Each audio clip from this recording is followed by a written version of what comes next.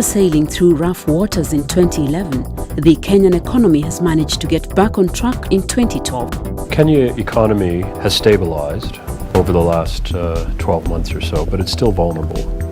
The government took effective action late last year to raise interest rates, and that had the impact of stabilizing the economy.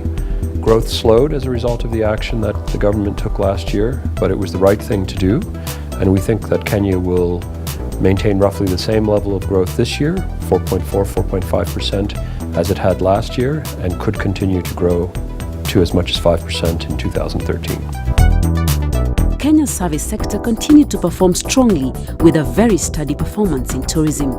Nevertheless, the country's structural weaknesses remain. We have seen inflation coming down. This is good news for us, but still we are not where we want to be. We are kind of walking a tight balance between the growth drivers and also managing the economy. Kenya's current account deficit is among the highest in the world, and this presents a strong risk to Kenya's economic stability, as it could stagnate the economy at 15% GDP in 2012. The government continues to run a very, very high current account deficit. It's well over 10%, and this does need to be brought under control in the future. Among the East African Community member countries, Kenya has always stood out as the best economic frontier. However, Kenya has been riding the growth wave of East Africa's growth momentum. The East African Community is now trading more with itself than with other regions of the world. Nonetheless, even though there have been a lot of positive developments over the last years, one barrier stands on the path to achieving full potential. Drive kutoka Mombasa kwenda Malaba, Kampala na Tororo.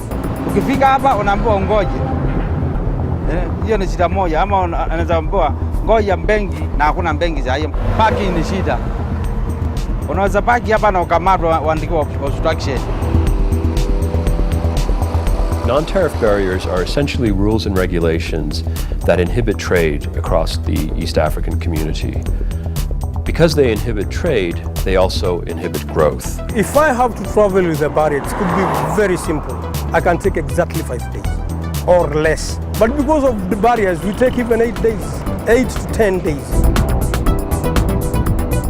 Though tariffs have declined markedly over time and the business environment improved, non-tariff barriers continue to hamper trade in both goods and services. A reduction in non-tariff barriers would give all East African countries a major boost and open up trade to a much larger market for services and goods.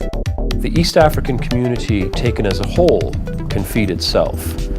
But export bans on maize in Tanzania and Uganda and import bans in Kenya prevent the cross-border trade in maize that would allow maize producers in Tanzania and Uganda to earn more and maize consumers in Kenya to pay less. Removing those trade barriers would be a win-win. For companies already positioned in neighboring countries, this will mean reduction in the cost of business operations. Regional integration and defragmentation of East Africa will not only be a regional advantage, but can also help Kenya regain export competitiveness. So the potential is huge. In fact, if we could remove all those barriers, you would see much more integration. And of course, this also requires us harmonizing all our rules and regulations, and even professional standards and all aspects of economic life, really. The future of the East African economy lies in the smooth trade between the consistent countries. Unity is strength, and together, the East African community will stand to be a stronger leader in the African continent.